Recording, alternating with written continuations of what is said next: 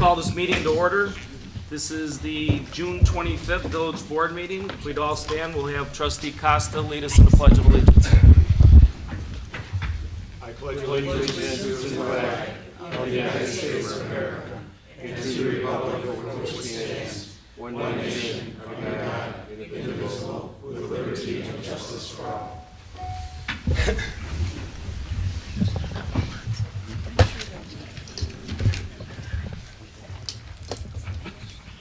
Madam Clerk, please call the roll.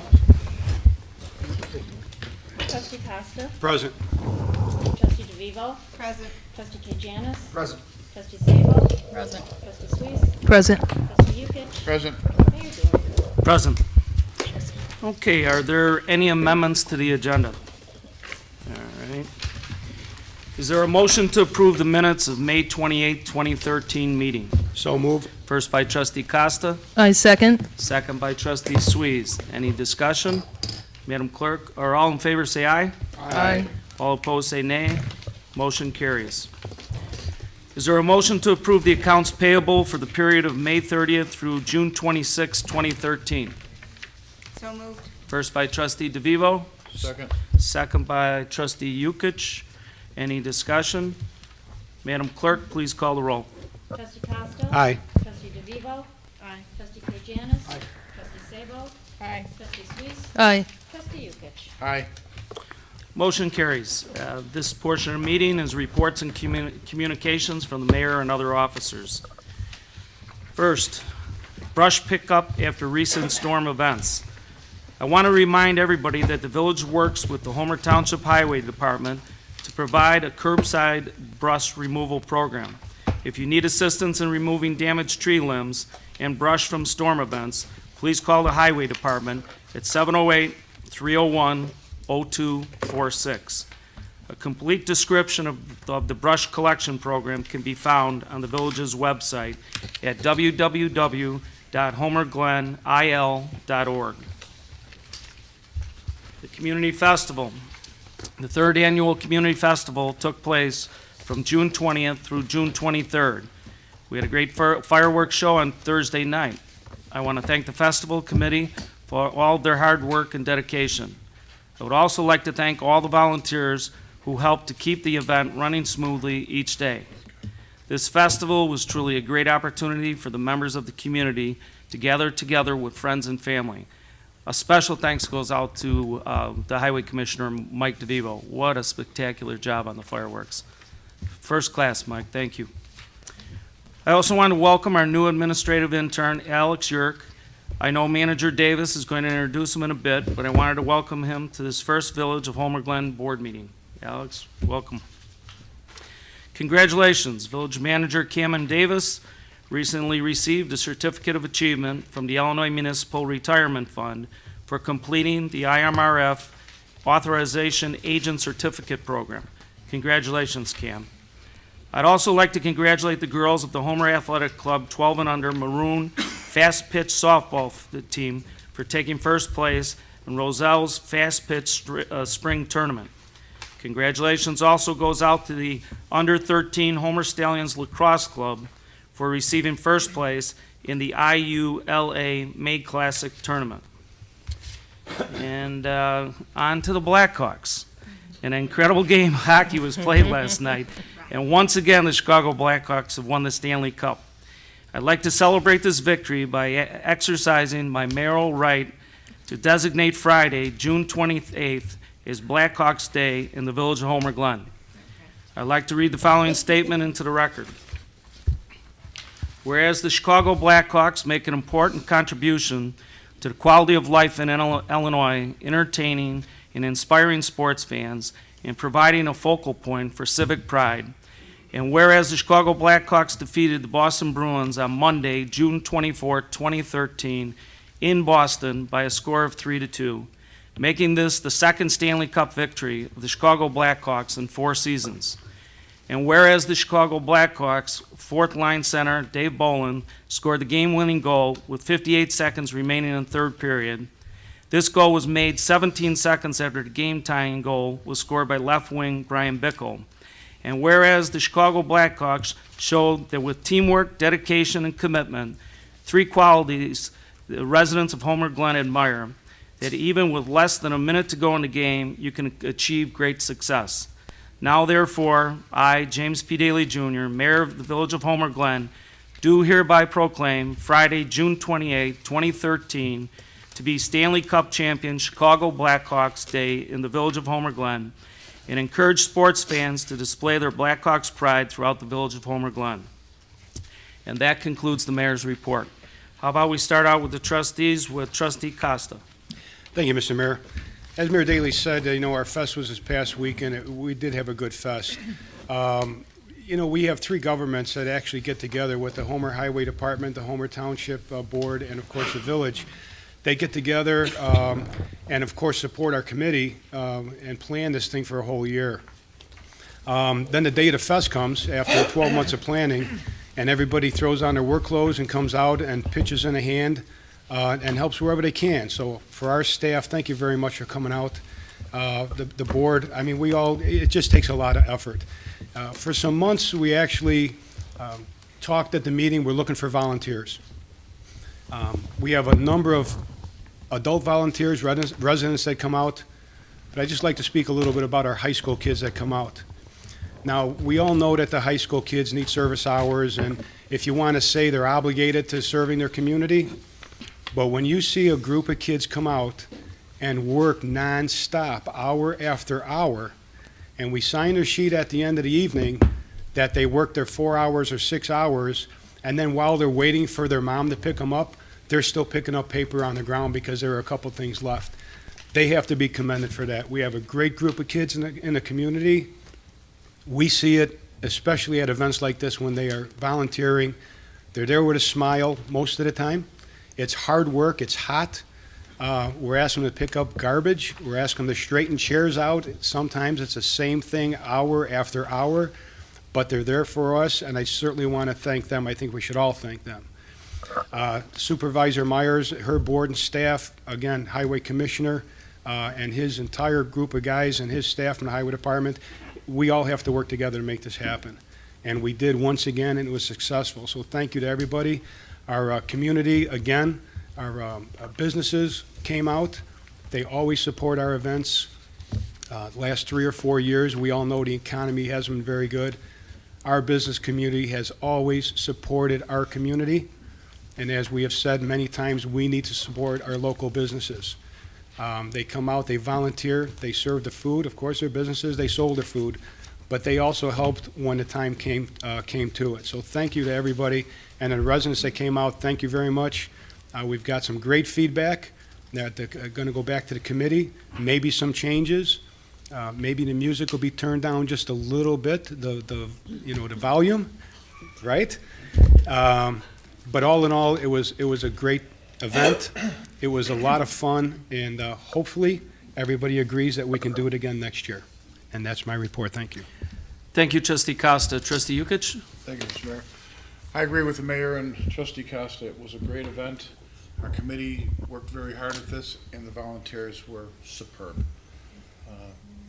The only thing we're looking for, hopefully next year, is just a touch better weather. Other than that, that's my report too, Mayor. Thank you. Thank you. Trustee Sabo? Okay, thank you, Mr. Mayor. I'm reporting on behalf of the Environment Committee for Stargazing, which is to take place Friday, July 12th from 9 to 11. And the start time is later because we have more daylight, longer days. Location is Homer Township's Trentina Farm on 151st Street near Gauger. The Kankakee area stargazers and the Southwest Astronomy Observers Group will be in attendance, and Homer Glen EMA will be providing their services. The lighting ordinance. Since the last meeting regarding the outdoor lighting ordinance with 3 members from the CED committee and 3 members of the Environment Committee on May 30th to review and recommend amendments to the lighting ordinance, the Environment Committee has completed their review on June 10th, and the CED committee will do so on Thursday, June 27th.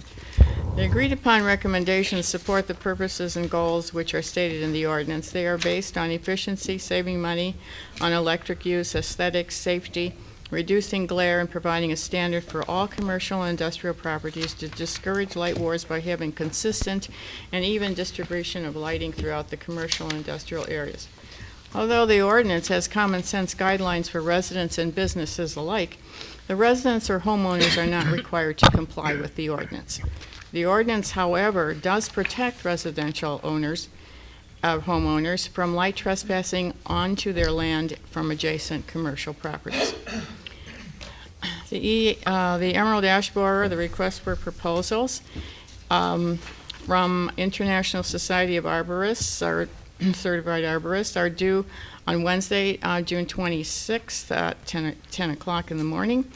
In a special meeting scheduled for June 28th at 4 o'clock, the Environment Committee will be reviewing the proposals and making a recommendation in the village board. And also, Mike Selimovich and the manager will be weighing in on these proposals. To keep on schedule, the committee is recommending that the RFP be listed as an action item on the village board agenda for July 9th. And I wish to congratulate all who worked so hard on the committee, and they planned very well.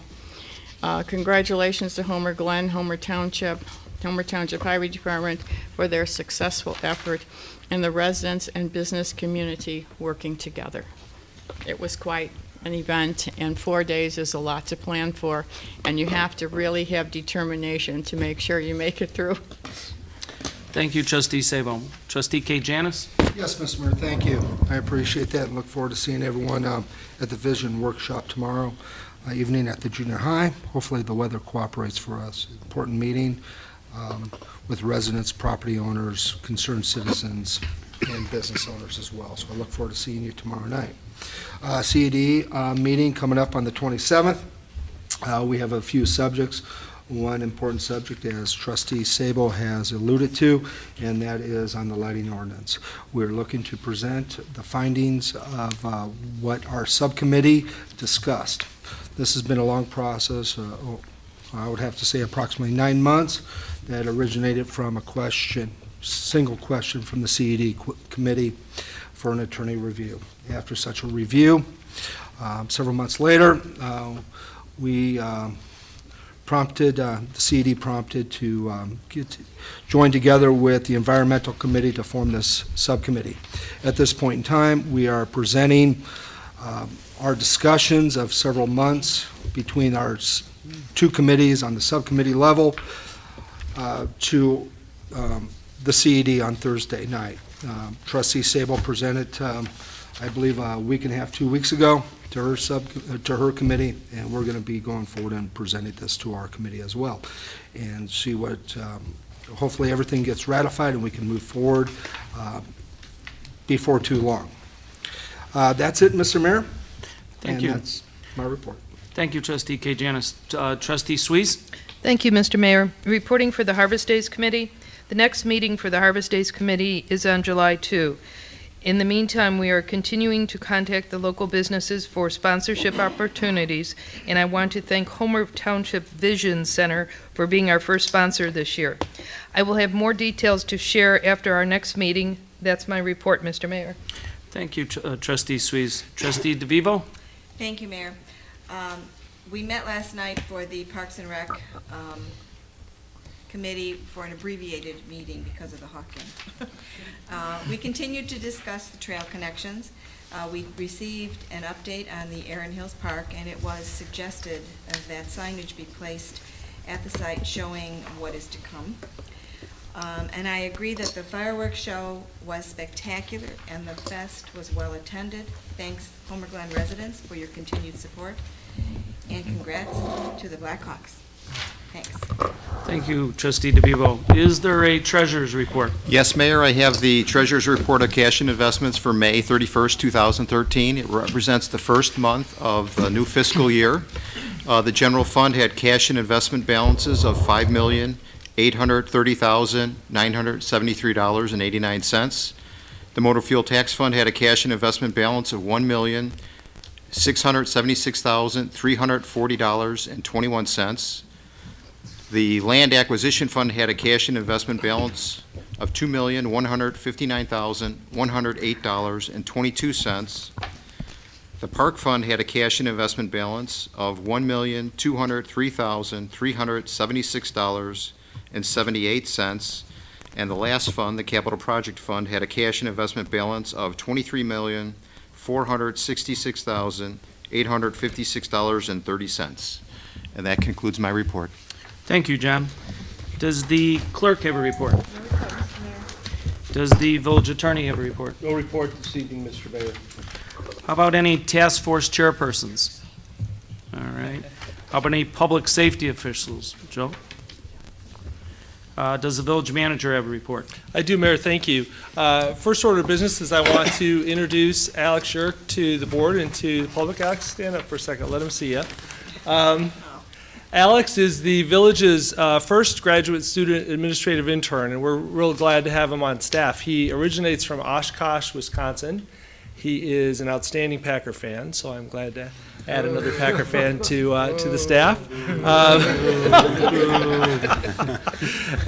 Nothing to do with this hiring, nothing to do with this hiring. Welcome to Homer.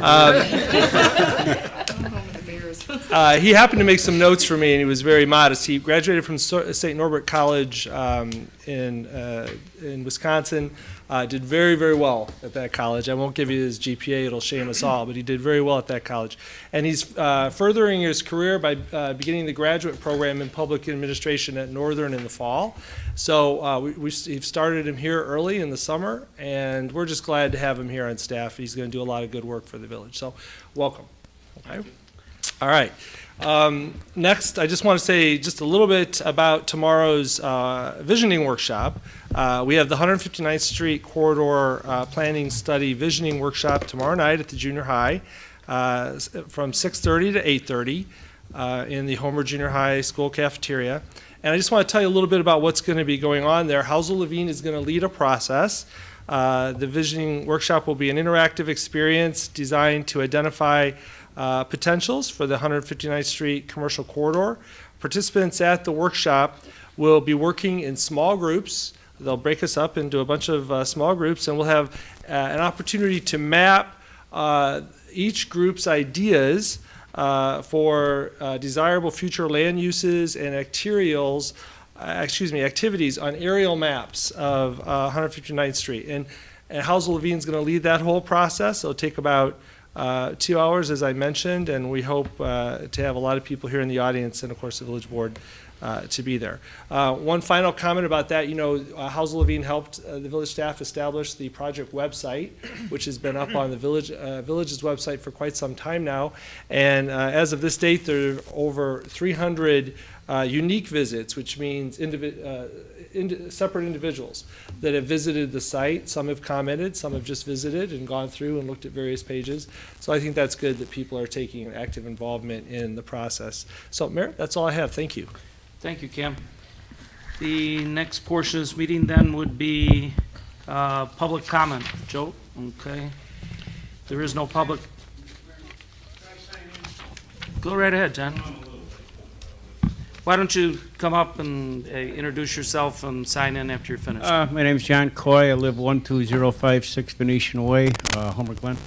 I only have one or two questions, and they're about almost the same thing. Who is responsible with this windstorm we had the other night? The guy behind me in over one house, his tree come over, and it's on my other neighbor's lot. So they're out there effing each other about who's going to clean it up. The guy whose tree it belongs to said it fell on your lot, you're responsible. So now they got a big feud going on. Now I've also, in the interim, talked to a few other people that have had similar problems. One of them's got a dead tree on the parkway. He said the village made me plant it. He wanted 2 trees in front of my house. Now the thing died after 10 years. Why do I have to pay to have it removed? Could Cameron or somebody, if I came in during the week, give me an answer on this or something in writing that says... Residents don't have to pay to remove parkway trees. We remove them every week. So all we need is his address. All right, the parkway trees then in the front of the house. Yeah, just if you could give us the address, we'll make sure that it gets on the list. All right, that I don't have with me right now. Anytime. Call anytime. All right, the other part then with the tree, with the one guy's, which there's a 10-foot and a 10-foot easement behind our houses, and with that, like I say, his was on his 10-foot part of the easement. The wind blew it over on the other neighbor's lot, so now he's got a 40-foot tree sitting in his yard, and with that, they have cut a lot of it up, and then they're still feuding about it, but they're dumping it in a prairie down there by me. which aggravates me too. Okay, tell him to give us a call, and we'll try to straighten it out for him. Yep. Okay, that concludes public comment. John, if you could just sign in on the public comment sheet before you leave. Okay, the next portion of this meeting would be legislative and action items. This would be I-1. Is there a motion to approve the attached proclamation designating July 5th as Bernice Soblanka Day in the Village of Homer Glen in honor of Mrs. Soblanka's 100th birthday? First by trustee Yukich, second by trustee DeVivo. Is there any discussion? Madam Clerk, please call the roll. Trustee DeVivo. Aye. Trustee Kajanis. Aye. Trustee Sabo. Aye. Trustee Suisse. Aye. Trustee Yukich. Aye. Trustee Costa. Aye. Motion carries. May I ask something? Yeah, I know what you're going to ask. I'm going to read the proclamation. Yes, I'd love you to read the proclamation. It says. Margaret, you're really good at following through on this, reading the proclamation It says, stuff. it says so much, and this youthful lady of 100 years is very beautiful. We're going to have her up for a picture or two in a second, so I will read the proclamation. Designation of July 5th, 2013 as Bernice Soblanka Day in the Village of Homer Glen. Whereas Bernice Soblanka was born in Bernice, B-I-E-G-E-L? How would you? Beagle. On July 5th, 1913 in Crown Point, Indiana. And whereas Bernice spent her young life working at Sears as a secretary and even at the 1933 Chicago World's Fair until one day she met her other half, James, at the Argonne Ballroom in Chicago. And whereas she married James Soblanka on May 10th, 1941, and at the age of 28 in Chicago, and out of this union, 5 children were born. And whereas Bernice raised her 2 daughters and 3 sons, who expanded the family by adding 14 grandchildren, and now 6 great-grandchildren. And whereas Bernice has lived with her daughter, Mary, in Homer Glen for the past 2 years, and has enjoyed gardening, crosswords, and word-finding puzzles. And whereas Bernice has served lifetime achievements, including meeting her husband, raising her family, being the first person in a family of 12 to buy a car, having her driver's license until she was 98, and owning and operating an iPod since her 97th birthday. And whereas Bernice is turning 100 on July 5th and celebrating her special day with family and friends. Now therefore, be it proclaimed by the Mayor and Board of Trustees of the Village of Homer Glen that July 5th, 2013 is designated as Bernice Soblanka Day in the Village of Homer Glen, Will County, Illinois, in honor of Mrs. Soblanka's long, ongoing, and productive life. Congratulations, Bernice.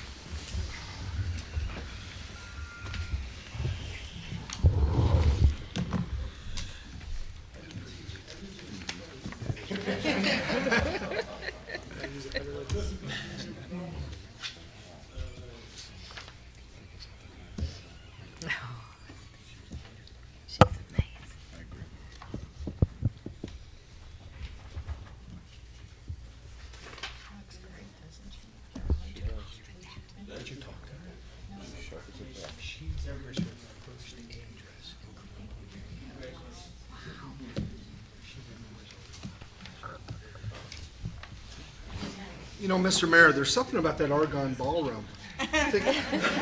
My parents met there, I think it was 1948. And, of course, they were married. But, yeah, something about that Argonne Ballroom. How about that? How about that? Okay, well, congratulations once again, and don't feel obligated to stay for the whole meeting, you know. We're going to move it on, though. This would be I-2. Is there a motion to approve the attached proclamation designating July as Park and Recreation Month in the Village of Homer Glen? So moved. First by trustee DeVivo, second by, who was that down there? Trustee Costa. Is there any discussion? Madam Clerk, please call the roll. Trustee Kajanis. Yes. Trustee Sabo? Yes. Trustee Suisse? Yes. Trustee Yukich? Aye. Trustee Costa? Aye. Trustee DeVivo? Motion carries. Mayor, if I could, just one moment. To celebrate this month, Trustee DeVivo and her committee are going to be hosting a groundbreaking at our new park. And so you'll be getting that date and time here very shortly, maybe in my report this week, and we hope that everybody can make it. Okay, thank you. This would be I3. Is there a motion to approve ordinance number 13-039, an ordinance authorizing the placement of a stop sign at the southeast corner of the Cedar Road and 151st Street intersection, and the removal of an existing stop sign at the northeast corner of the Cream Road and 151st Street intersection? So moved. First by trustee Yukich, Second. second by trustee Costa. Is there any discussion? Trustee Yukich, We go just ahead. wanted to explain why we're doing it. If anyone's familiar with 151st Street, they have a stop sign on, one on Cream, one on Cedar, for the opposite sides of the street. One car can pass, the others all have to stop. With 159th Street being widened, that's going to be a lot busier. We want to end the confusion. It'll be a three-way stop at Cedar. Cream's going to have the one-way going north, and then everything should work out nice and, A little safer. yeah, definitely safer. Good. So that's the only reason we're doing this. That's been sort of a crazy intersection for a long time, so Yes, it I'm glad it's straightened out. Good job from the safety committee. Wait, there's some comments. Marcia has a comment. Marcia? Just a comment. I'm a little concerned about the change and how we're going to make sure that people recognize it. I don't know how big you can make, the Well, sign, but What we're going to do, and we've talked to Mike about it, Commissioner DeVivo, there will be lights there, flashing lights for 60 days, so people do become accustomed to the change. Good. Because we don't want anyone blowing a stop sign thinking, well, Yeah. I have a chance to go through. So, yeah, we looked into it. If it has to go longer, if there's still any kind of a confusion, I don't think there'd be any problem making it a little bit longer. Just to add to that too, to add to trustee Yukich's comments, we're going to establish a date. So in other words, the change, if this is approved tonight, won't actually happen next week. We're going to establish a date in the future and publicize it through the website, both websites. And that'll be the date that it changes, whatever date that is. So the public will have plenty of advance notice in addition to the lights that trustee Yukich mentioned. Yeah, usually when they make a change, they put the lights, and sometimes they put flags on top also, so it'll be identified and people should see it, and I think they'll be pleased that it's there. I mean, it's I do too. been sort of a awkward intersection for quite some time. Yes. All right, Madam Clerk, please call the roll. Trustee Sabo?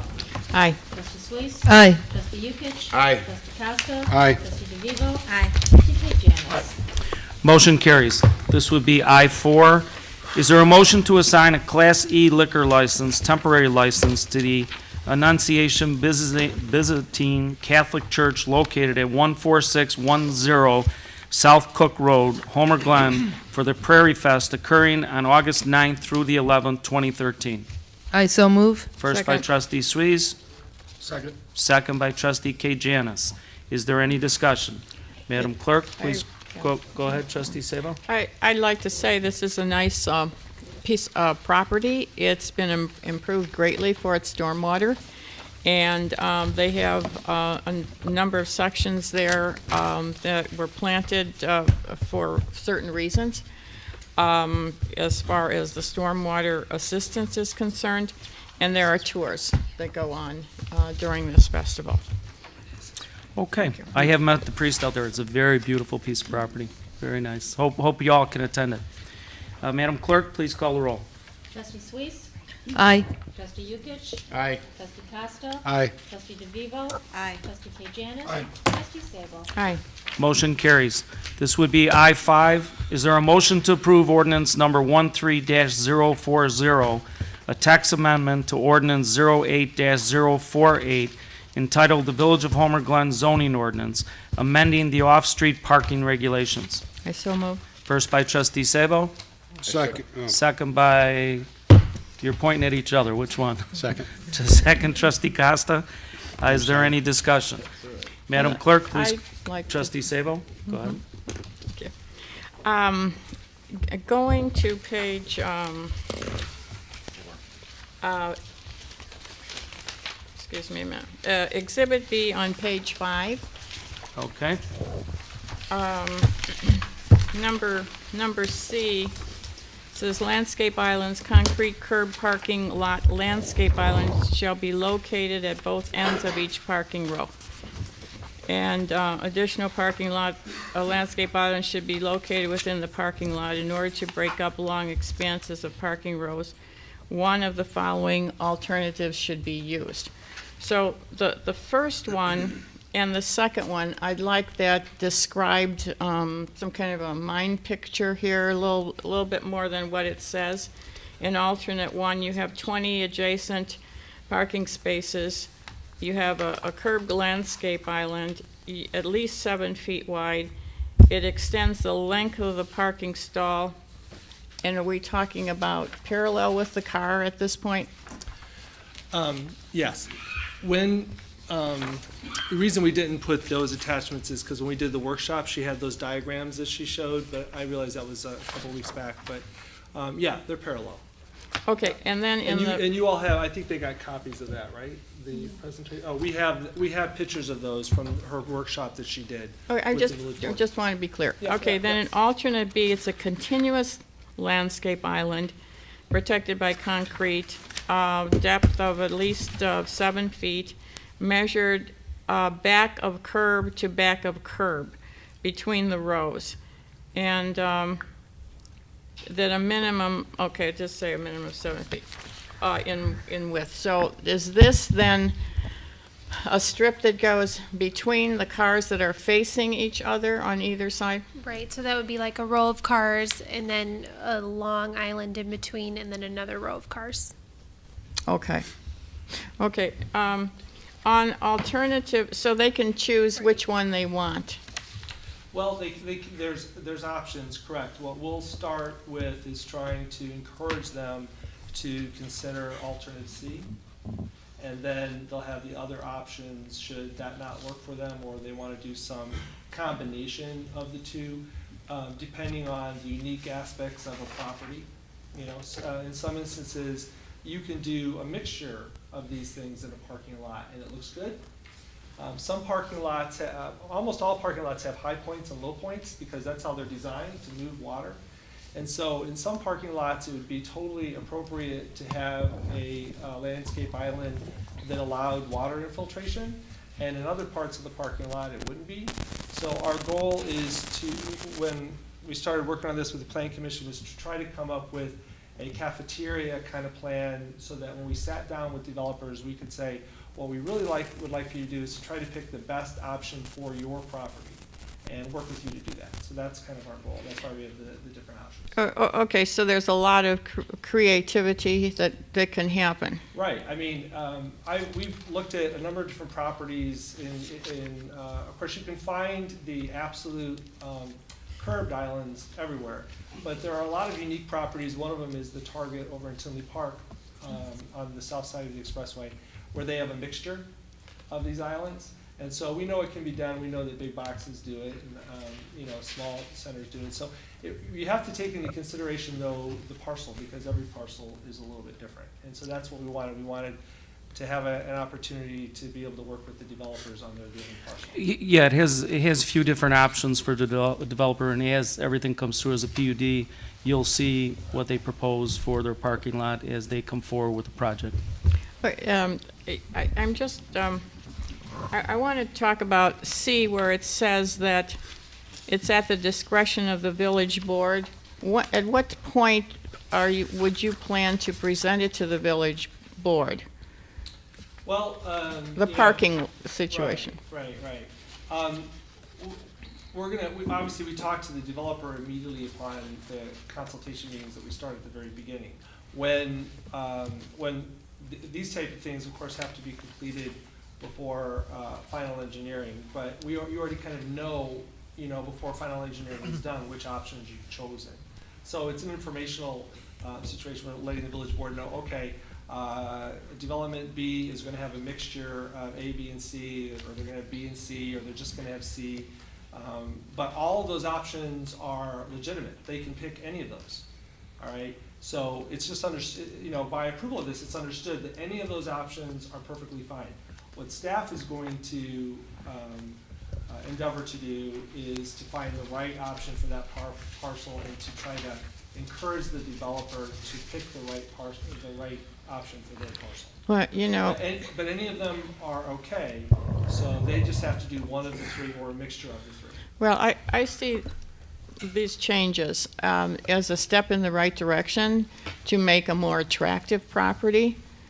We see everywhere when we go to other communities where you have a sea of asphalt, you have a lovely building or a strip mall, so forth, but the parking lot is large, or it's larger than the building, and not so attractive. So I think this will be very pleasing to people who use the property or park there.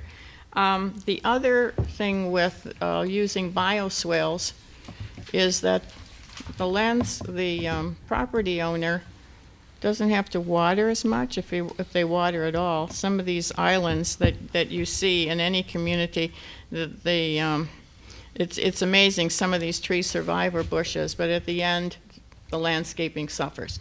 So here's a way to get some free water. When you say bioswales, are you talking about then a dip within the 7 foot or the area of the island? What are you saying for bioswales? Where? Well, what most people are used to in islands is, of course, the mound, right? So that doesn't work so good with the bioswale, obviously. So it would be a reverse. And but like I mentioned, not every parcel or not every part of a parcel does that work, depending on the topography. Higher parts of a parcel, it doesn't work so good. Lower parts, it works better. Middle parts, it works better. So what we're hoping to do is to get a mixture of the two. And quite frankly, I don't think that that people really will notice if there's differences. They won't notice, oh, gee, that island has a mound. Oh, wait, that island has a dip. They won't notice that stuff. They'll just notice the trees and the natural vegetation or stuff like that. So but the goal, and I think it's great because we're treating each of the parcels in the community that are available for development in an individual, unique way, because they are very different. Properties on Bell are very different than properties on 159. So those kind of sales would be like this versus the mounds. Well, the mounding is like volcano building, and volcano building doesn't get you much water retention. So that's kind of an old way of doing things. I also think I just like to see us go a little step further. Consider this. Morton Arboretum does this. There are other places that are more progressive that do this, where they let the water go into these landscape areas. Again, that's free water. And they let it go in because they have some slits in the concrete. I don't think that costs very much. I think that it's all in the planning. But water sitting in the parking lot is just is wasted. And in the studies, you hate to have a study or a grant and then you have it sitting on the shelf. And that isn't what the Green Vision was all about. It was to be used, and we've done quite a lot of things in here, but one of the main things under the water resources was to use water as a resource, and to have bioswales and filtering, and the use of natural planting, and which makes the landscaping survive better because they can sustain a drought. Right. Option 3 would involve slits in the cement. I'm sorry, say that. Option 3 would involve openings. You need to talk to Mike. Thank you. Sorry about that. Option 3 would involve openings in the cement islands. Most retail developers, they want the cement. They want majority cement islands because it provides a stop provides wheel stop and various other things. Definition. But if we were to, if they're to do option 3, it would have to involve slits in those islands, and it would have to be designed in a way where the parking lot would be slanted to encourage water to go in that opening. So, yeah, that's part of option 3. I'm very glad, because that shows that we are progressive, and then also helping the developer. It's not I don't think they put they're too often sprinklers in the islands. So here we go with using water as a resource. So we would see this, the board would see this before they spend a whole lot of developer spends a whole lot of money on a plan, or would we? These are 3 choices that the developer has. So they just have to do one or a mixture of all the choices as a part of the final engineering. And what staff will do is staff will start out with option C and encourage them to incorporate it either in the entire development or the portions of the development where it would work, if there were portions where it wouldn't. Typically, they don't.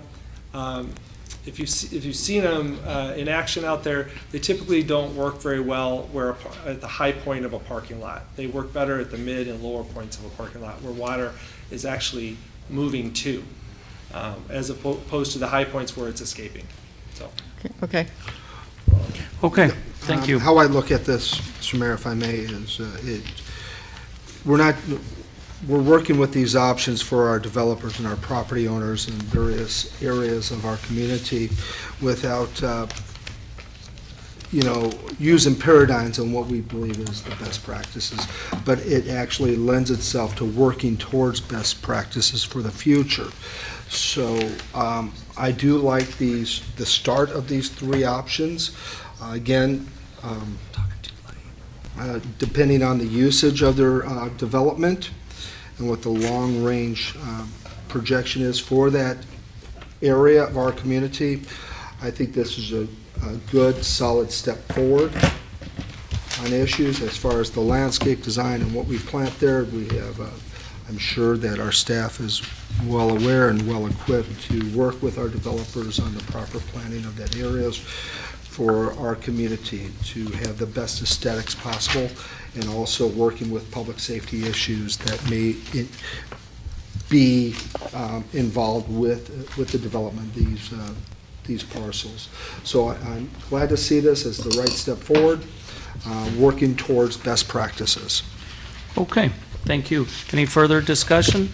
Madam Clerk, please call the roll. Trustee Yukich? Aye. Trustee Costa? Aye. Trustee DeVivo? Aye. Trustee Janice? Aye. Trustee Sabo? Aye. Trustee Sweet? Aye. Motion carries. This would be I-6. Is there a motion to approve the proposal from H.R. Green for engineering services related to the completion of certain public improvements in the Amberfield Townhome subdivision in the amount of $9,030? It is understood that this is the second phase of work to complete the unfinished public improvements, which will include the stormwater detention pond, parkways, and other drainage-related items. So moved. First by trustee Yukich. Second. Second by trustee Costa. Is there any discussion? Madam Yes. Clerk, go ahead, Margaret. Okay. I had some questions pertaining to H.R. Green on page 2. Their page isn't numbered, but it's their correspondence. And the topic is project understanding. The contract is based on the following details. Vegetation overgrowth will be removed. B, proposed basin will maintain its basic shape and limits. Are they talking about they say proposed, is that a new shape for the basin or digging out, or it's the basin shape that exists now? It's the existing pond that's out there right now. Basically what it is when they did their topo, when they did their subdivision inspection report, it appears that the outlet structure was set too low. So that's one of the things that they're going to concentrate on, is basically raising that up. That should gain us a fair amount of volume. Trying to increase capacity. Okay, my next question was, around, in that and around the pond, or the sides of the pond, there were plantings that were in the original proposal. I mean, this goes back quite a ways. So there are some invasives there, bad plants, and then there are some good plants, they were native plants. This has never really been maintained, and plant material has never been cared for. So I'm looking at what is the finished look going to be? If they're going to be removing removing vegetation or plantings, what is the finished look going to look like? Is there going to be replanting or what? Our goal is definitely to try to limit as much as possible any disturbance of any plantings. The current homeowners association is actually they do have a wetland consultant that they're working with, that they've been doing periodic either burns or mowings of that to basically try to make sure that the native plantings are established. If there's any, weedings or trying to remove some of the invasives, they've been actually taking care of that and trying to get on an actual schedule to do that. Okay. And then they also say here, number E, it is been assumed that the area within the basin is not a wetland and the area will be disturbed with no environmental or permitting required. Going back before this development, there was a pond there. Mm-hmm. It did hold water. Mm-hmm. I never quite knew whether it was established that that actually had been a wetland that was just enhanced. So when they say assumed, I wish that they would really check it out.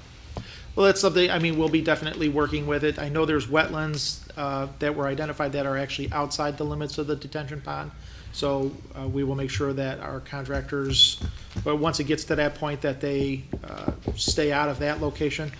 HR Green's proposal right now is they're going to identify and put together plans and try to make sure how to get that volume back up. And then obviously, once we get to the construction, we'll make sure that we work with HR Green to make sure that they try to limit or eliminate any disturbance of those areas as much as possible. Oh, okay. Now, I brought this up before, but I think that staff should check this, the history of this. The detention pond is close to the road right away on Parker. And there's 5 acres on the other side. And there was a plan for that, and then access to get to it. That meant they would have to go over the tributary to Long Run Creek. Mm-hmm. So the path may not have been planned near Parker. It looks like if there were a path put there, it would be in the road right away, which would be a no-no.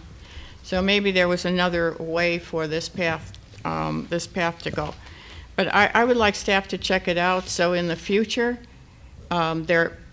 there's 5 acres over there that's going to get lost if something isn't noticed. And if you know something, please share it. Yeah, it's actually on your schedule for your next board workshop, because the board has to make a decision about whether or not they want to require the development of what was going to be a public park but was never built and never accepted by us. You have to make a decision on that, because some developers are interested in, or one developer in particular is interested in that subdivision but is not interested in developing the park. So the board's going to discuss that at your next workshop session. That's understandable. Might not be interested. Yeah. Well, one of the unique features about this is the development did go through whatever you want to call foreclosure, receivership, or whatever. So there is only a certain amount of money that is available to do the public improvements. Yeah, and I know. we've discussed that before, so. Yeah, and I just mentioned again, I know everybody knows this, but just for the record, the letter of credit stuff that we're talking about tonight, of course, unfortunately, didn't include anything related to the park. Right. So, so the good news is that there appears to be, hopefully, enough money left in the letter of credit to deal with any detention issues, which is great. So No, this area I'm talking about, the 5 acres and access to it or a path, was supposed to have been another phase after the townhouses were completed. So it has nothing to do with the LOC. Right. Okay. Any other comments? Madam Clerk, please call roll. Trustee Costa? Aye. Trustee DeVivo? Aye. Trustee Janice? Aye. Trustee Sabo? Aye. Trustee Sweet? Aye. Trustee Yulich? Aye. Motion carries. Is there any old business? Is there any new business? Yes. Trustee Sabo.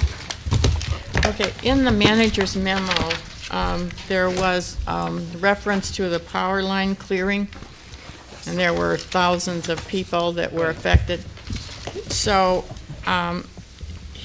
I'd like a little more detail on what power line clearing is, because some of these properties don't have any power lines, and so I want to know what the work is, and then also, will these residents and businesses be notified by ComEd, or is it our responsibility to notify them? Right.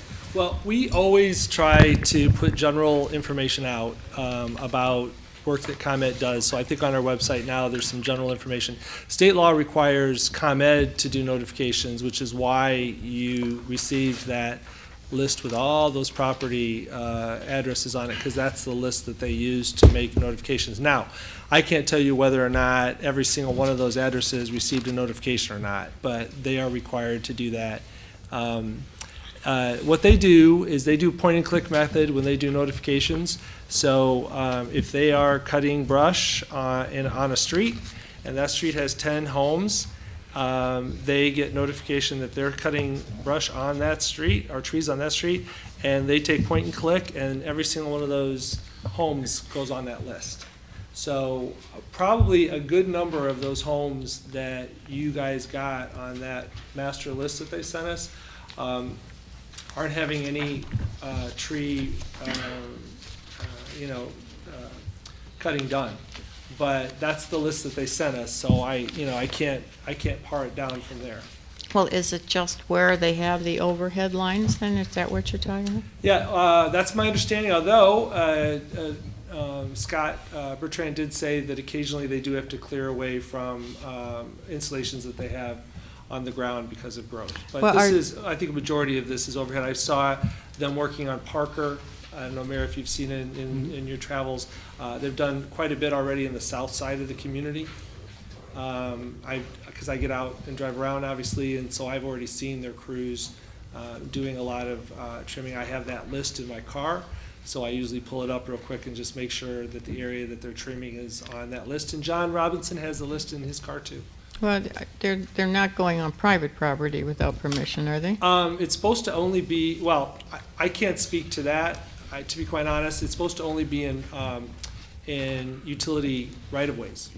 Which can be in the front, the side, or the back. So it's, I highly doubt ComEd's going on people's personal property and taking stuff down. Well, but I recognize, as you will, if you had looked at the list, and you probably did, that there are people that aren't anywhere near these power lines, and yet they are on the list, and they don't have any utility easements. Right, that's why when I asked them, because the list is so extensive, right? Yeah. He said they do a point-and-click method where, okay, there's a couple properties on that street, and everybody basically gets notified. So Yeah, I notification suppose a it's lot pretty of hard. times is an area, Right. they just send it out to people to let them know that this will be taking place in an area. It might not affect your individual property, but you're in the proximity of the construction project, therefore you get notification. That's Okay. usually the way some of that stuff All works. right. And could I characterize this from ComEd's perspective as a practice for public service and safety? Well, you're going to be getting the annual report from ComEd here pretty sudden. They actually delivered it, but it had a page that had some data that he wasn't happy with in terms of its accuracy, so he took it back. What you'll see on that annual report is that reliability related to, I think the number one factor was trees, in terms of limbs coming down, hitting lines, was like the number one factor, and it was a bad year. It was a bad year for storms, so they go hand in hand. But you'll be receiving that shortly, and there's some indices, and you'll be able to tell, okay, and the power outages for animals is this big, the power outages for trees is this big. So that's why they say that they're doing it. They're trying to relieve the number of power outages for storms like the one we had just yesterday and limbs coming down from trees that are right next to power lines. So Again, for public service and safety. keep the power on. That's their goal. Okay. Is there any other new business? There is no need for an executive session tonight, so is there a motion to adjourn? So moved. First by trustee Costa. Second. Second by trustee Yukich. All in favor, say aye. Aye. All opposed, say nay. Motion carries, meeting adjourned.